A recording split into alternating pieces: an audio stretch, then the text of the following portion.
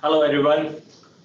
Thanks for spending your time to participate at this training to be conducted by Mr. Mahdi from Swinburne University of Technology, and he's going to present the Faculty of Science, Engineering, and Technology today.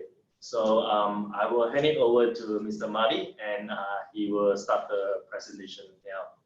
If you cannot hear or cannot listen clearly, and you can type it out. There's a chat box in the Zoom. Then you can let us know if you have any technical difficulty hearing us clearly. Okay, so if there's no problem, then we shall start now. So I hand it over to Mahdi. I think there's a chat. There's a chat. I will monitor the chat. Okay, cool. Yeah, okay. Yeah. Okay, thanks, Mahdi. No problem. All right. Okay, I'll just put this on a slideshow. No problem. All right, everyone. Let's see. Here we go. Okay. Hello and good afternoon from this beautiful city of Sydney. Close to Darling Harbour. We've got a narrow sort of window to a beautiful view here to our left. And thank you very much to Yes Education for organising this webinar. Pleased to be here with you guys this afternoon. So before we start, I just want to let you know that at any time during the presentation, if you had any question, please type it in the question or the chat box, and Wayne will help us, with those questions. So don't wait until the end for the questions. Very briefly at the beginning, I'll go through our study areas. So as I mentioned, I represent the Faculty of Science, Engineering, and Technology. And in this faculty, we cover 3 study areas. So science, to start with, we do have a Bachelor of Science, a 3 years degree with majors in applied maths, physics, chemistry, biotechnology, biochemistry, and environmental sciences. Our courses in this science is accredited by various accreditation bodies. You can see, AusBiotech, Australian Institute of Physics, and Environmental Institute of Australia, Environmental Health Australia, Royal Australian Chemical Institute, and Australian Mathematical Society. This accreditation bodies is basically like any other accreditation body, make sure that the courses we offer is compliant with the industry needs and what is happening outside of the world in the walls of the university, because we train students for future jobs basically, and we have to make sure and work very closely with the industry to see what are the trends and what is happening in the next 5, 6 years, 10 years. Interesting changes very quickly, especially in these areas, which is called at the moment STEM. In the field of science, we have 1 degree in postgraduate, 1 coursework degree in postgraduate. It's called Master of Science Biotechnology. So for students who want to continue their studies in a coursework master's in science, are interested in biotech, in biochemistry, in molecular biology, and these areas, they can go into the Master of Science. 2/3 of this program is coursework, 1/3 is research. So there's got a research component. It's important to understand that this is not the best pathway for PhDs, because this is basically the questions that we get. If a student is interested in a PhD, we do suggest a 1 year of honors after the science degree, or a Master by Science research that we do have that. So I'm happy to take questions on PhDs or research degrees if there's any, but I'll move on to the next slide, which is our engineering degrees. So this is basically how our engineering degrees are looking. So we have 4 years Bachelor of Engineering honors with the mentioned majors and specializations, including architectural, biomedical, civil construction, electrical, electronics, mechanical, product design, robotics, mechatronics, software, and telecommunication. And we do have 2 masters, Master of Engineering Science, a Master of Professional Engineering. So the difference between the 2 courses are that Master of Engineering Science is for students who are looking for extending their studies and their knowledge around one of those areas of engineering, including civil, electrical, mechanical, structural. Very high focus on these areas, so students do a very big chunk of the degree is focused on these majors, over 2/3 of the degree, and the course will be accredited by Engineers Australia this year. So if you seek an Engineers Australia accreditation in master's level, Master of Engineering Science. However, we have another degree for students who do not want to continue. They've already done a 4 years engineering degree, don't want to go in depth into those areas, but they want to expand their knowledge in areas like project management or risk management or sustainability in engineering. Bachelor of Professional Engineering is basically more suitable for those type of students. It comes with a very interesting program called the Career Success Program, which involves a series of training and workshops for students to improve their employability.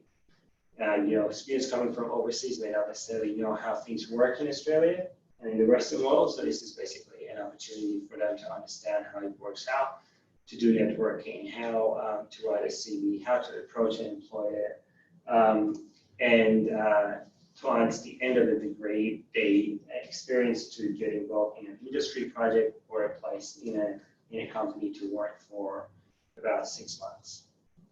So this is a part of the Master of Professional Engineering. Last but not least is Master of Construction and Infrastructure Management. It is a degree for students who have a background in civil or construction or real estate and property, and they want to continue to become a construction manager. We all know that Australia is heaven basically for construction managers. They get paid very, very well. So what students will learn in this course is the detailed information about construction management, including quantity surveying, project management, economics of construction, risk management in construction, and so forth. So this is also a very interesting course for students who have already done a degree in civil engineering or construction engineering. If you want to seek a management job in the construction industry, they can go into this course. All right, so let's go to the next slide.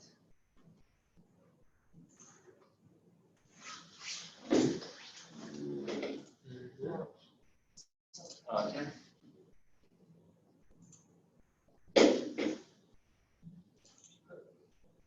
Oh, hang on.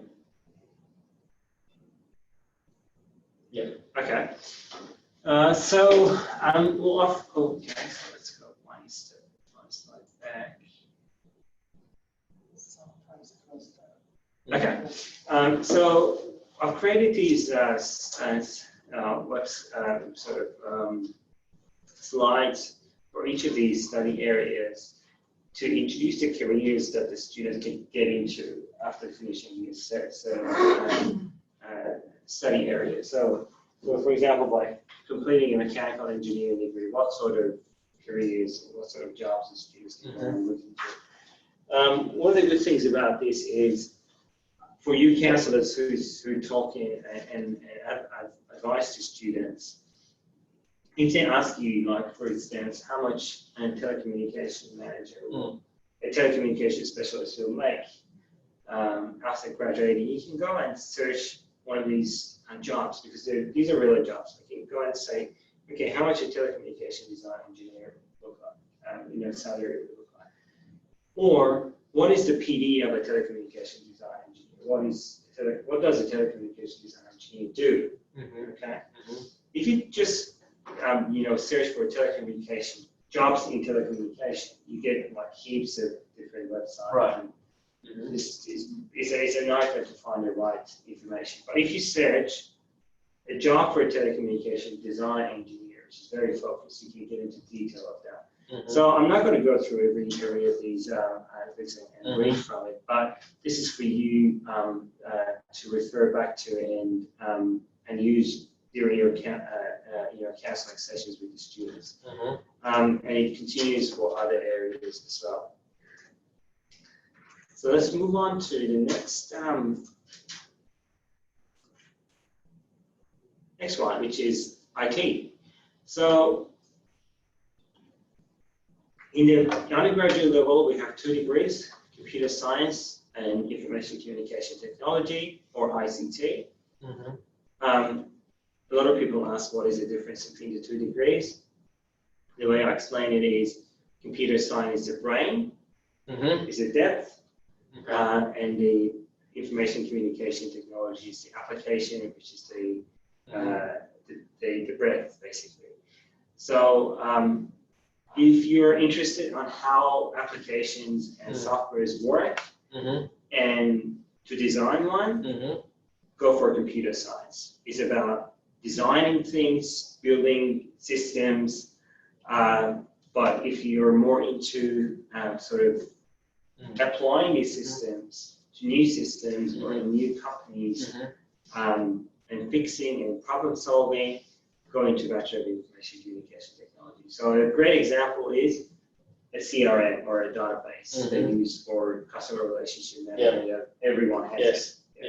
So someone has written the software, someone has designed the system, and then I've got probably an IT person who has applied it to fit in your organization with the interests of your company. So when a software a person comes to sell a software to you, they probably ask you, what do you want? How do you want to use this software? And you tell them, okay, these are my problems and blah blah blah. They manage to get what they will do is they take that to go back to the software engineers and say, we need these things to happen in this software. And they come back and install it on your systems, make sure it's on your network, make sure it's secure, has a basically suited to your system and you're working for a system. So information communication technology, persons on the ground, solving problems, building networks, Bachelor of Computer Science, behind the scene, designing mobile apps, designing softwares, and so forth. Master of IT, a 2-year degree, 16 credit points, and 16 years masters with a lot of really interesting majors. Master of IT Professional Computing, exactly the same degree, 4 units less. Okay.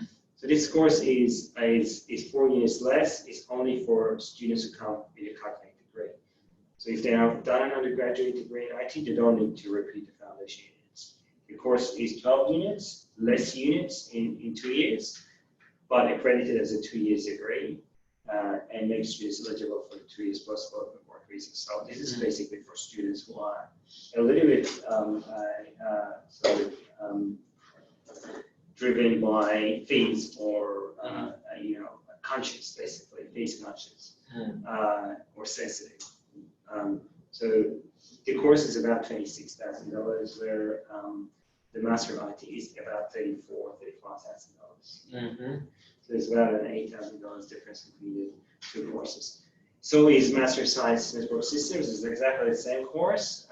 We have other majors in that, so which is a networking degree. This one is an IT degree. All of our above mentioned courses are accredited by Australian Computer Society. All right, aviation and piloting. Anybody who's interested in aviation and piloting, we do have a course. We also have an aviation management. The core of the 2 programs is the same. When it goes into details, the aviation management goes into business and operations management, and piloting will go basically to flight training. So if someone wants to work in aviation sector but doesn't work as a pilot, aviation management. Someone wants to fly a plane, aviation piloting. Oh, okay, right. Someone want to fly a plane, the aviation and piloting. Yeah, I think there's a question. Okay, it's ticking. So it's all right. It's that's all good. Yeah, all good. Yeah.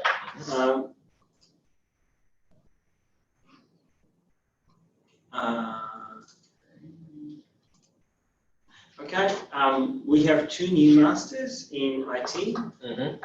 Master of Cybersecurity and Master of Data Science. So these two new courses were introduced in 2018. The unique thing about two courses that it's good to remember is they're the only courses in Australia that has got 3 industry-based projects and 1 internship as well activity embedded in the course. So in a 2-year degree, 25%, over 25% of the course is hands-on.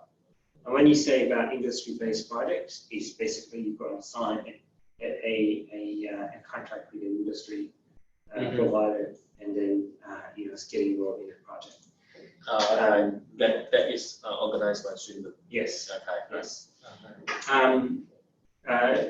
Unique things again for cybersecurity, of course, is designed a way for students to learn different things and different methods of cybersecurity, like system security, like the glass box theory, or the reverse engineering. For our Master of Data Science, we do have a research center, the Data Science Research Center. We're actually the only university that has a Data Science Research Center that attracts a lot of industry projects. That's how basically we managed to get the projects out and get the students engaged in the project. All right, so quickly, a few top headlines of what we what we're good. So this is basically from KILT 2018 to 2019 in Victoria. We had the highest graduate satisfaction for IT in undergraduate and postgraduate compared to other universities in Australia, in Victoria. So did we for postgraduate and undergraduate engineering and graduate satisfaction. We are ranked amongst top 75 to 100 according to ARWU. 2019 for our civil engineering degree. We have the first Industry 4.0 test lab in the world.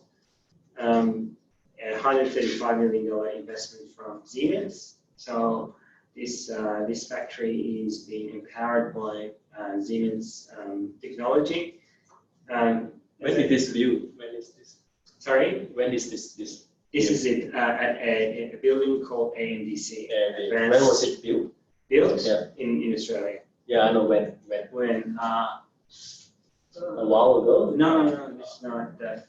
It's probably 2016. Right. Okay. Right. Mm-hmm. So is off Burwood Road. So if you pass the campus, you can see this. Right. It's a magnificent lab. So whoever knows what is an Industry 4.0, anything that happens in that is replicated in a small scale here. So you can see virtual reality. You can see 3D sort of visualizations, 3D printing, advanced manufacturing, robots, and data science, Internet of Things. They all work together. It's a multidisciplinary lab. We're one of the very few universities in the sector that has are a part of the Cisco Networking Academy. So it's basically the difference between a normal Cisco lab is students who participate in the Cisco Networking Academy are one step ahead of other students who seek Cisco certificates. So they don't need to repeat the trainings. They can just go and sit for the exam. So they need to pay for the trainings. We have a supercomputer. So it's called OSTAR, and it can perform 10,000 calculations for every one of 100 billion stars in our galaxy. So if you multiply that 10,000 to 100 billion, that's 1 followed by 18 calculations per second. So that's a lot of mathematical calculations per second. Is basically available to all of our students. If students want to use this and they've got a project that needs a supercomputer, they can use it. It can be time allocated to them. Many of the projects that are happening are basically supported by the industry, and our different research centers get involved in this. So from my memory last year, I knew that there are a lot of space sort of science projects happening in this. There was a microbiology project that was basically using a lot of data science. Use this computer. So it's not. It doesn't mean that when a computer is there, 100% of them is allocated to one project. So 10% might allocate to one project, depending on the scale. We have the first electric vehicle race car lab in Australia. So we have an electric car laboratory at Swinburne University. The race car is one part of it. So every year, students from different disciplines get together, design, build, manufacture, and race an electric race car and Formula SAE. So any student, any discipline can get involved. Can be designers, can be marketers, businesses, because you can see that there are sponsors for this project. So students from different areas will go and basically seek sponsorship for this project. Formula SAE. Right. We have a 3D concrete printing lab. Yeah. So you know about the 3D printers, but this is a 3D printer for printing concrete. So it's called Digital Construction Lab. We have the Smart Structures Lab on campus. Yeah, I see this. I went there. Yeah, you've been to this. Yeah. So it's a lot of noises come from there. Of breaking things. You can put up to 500 tons of pressure onto a piece of structure at every moment. So this machine here can put up to 500. The red one in the back with 4 arms is an earthquake simulator. This is also a multidisciplinary lab. Involves mechanical engineers, civil engineers, structural engineers, and also IT, because the computer software that these works with these is a hybrid system that is needs a lot of technology basically to maintain it. All right, so coming to an end very quickly, in terms of project work or internships, every of our IT programs have got an internship option and an IT capstone project. So the internship is a 12 credit one, basically 1 credit per unit, 2 days works on site for 12 weeks. And the ICT capstone project is a final year project. The students get in teams and work on a project together, and they have a showcase at the end of the semester or year to basically present their projects to industry. Here are a few of our industry partners, not all of them, but a few where we work very closely together. Our offerings, the 30% scholarship that you probably are aware of it, is available for any student who meets the entry requirement for Master of Engineering Science, Master of IT, Master of Professional Engineering, Master of Science Biotech, Master of Construction Management, Master of Data Science, and Master of Cybersecurity. It's only offered for international students. It's automatically assessed on applications and released on the offer letter. And in last week, I found out that it's been rolled over for 2021, so you can still sell it for 2021. And an email will come out soon about that. So as long as they meet the requirement, yes, they will apply to get this. Yes. We do have a different type of scholarship, which is the International Excellence Scholarship. It's offered in a tiered model. It's an escalating scholarship, and it's based on the student's performance. So on all other degrees, apart from the ones that are mentioned here, we have the 10 to 25% scholarship. So these programs have the 30% one. All the other programs that we have, they've got the 10 to 25%, including the undergraduate degrees. Sorry, for the STEM scholarship, it's for the whole duration. For the whole year. Okay. So do they need to maintain like a certain score? No. Okay. No. As long as meet the entry requirement, they get it. For duration. There's no requirement to maintain No. For the excellence scholarship, you need to maintain. You need to pass all the units. But for the STEM scholarship, no. You don't. Okay. Yeah. And this is basically for a 2 years masters. And that's it. I see whether any question. Okay.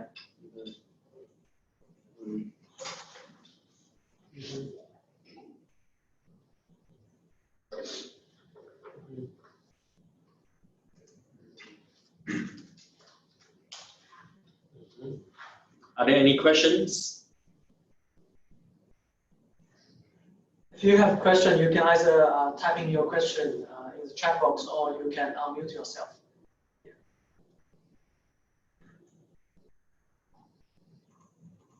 How many? We got a question from here.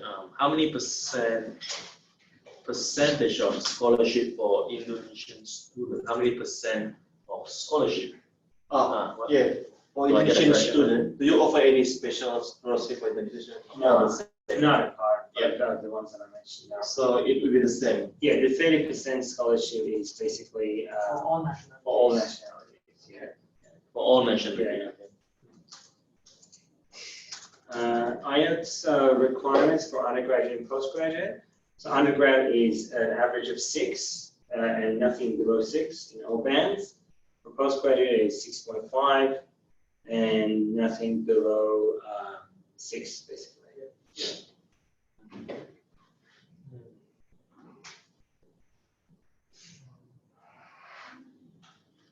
So if they don't have any IELTS, can the student sit for any placement tests? Yeah. We do have placement tests. Okay. And we offer we have a PT Pearson Test Center at our campus, so you can come on campus and sit for the test. So you just have to talk to our admissions. Yep. And if they're overseas, they can still do the test. Okay. So you just have to talk to our admissions team to organize a time for them to Okay. do it. Okay. And if they're interested in doing an early class instead, there's a matrix that I think Bruce, I can ask Bruce to send it to you. So for example, if you're one band low, how many weeks of English you get? So that's basically the information is out there. I'll ask Bruce to send it to you. Okay. We have next question there. Does Swinburne got pre-uni program? But pre-uni, do you mean foundation? Yes. Yeah. We do have foundations and diploma, so students who do not meet the age requirement to get into our degrees directly, or their undergraduate, their high school degree is not equivalent to an Australian degree, we can either start in the foundation or the diploma, depending on what is the situation. So some countries, I know that for Indonesia, for instance, we can accept them to our diploma. Yeah. So the diploma is our first year of the degree.